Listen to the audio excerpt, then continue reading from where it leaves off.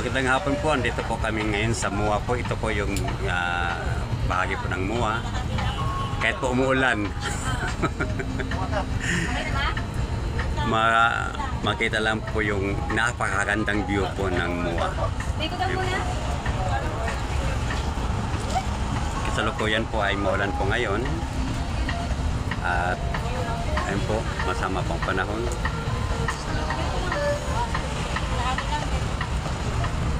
Maulan po dito po sa Pasay City.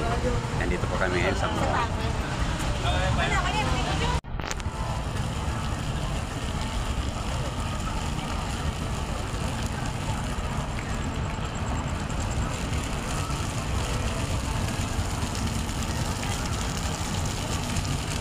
Wow, ang ganda po, ang ganda.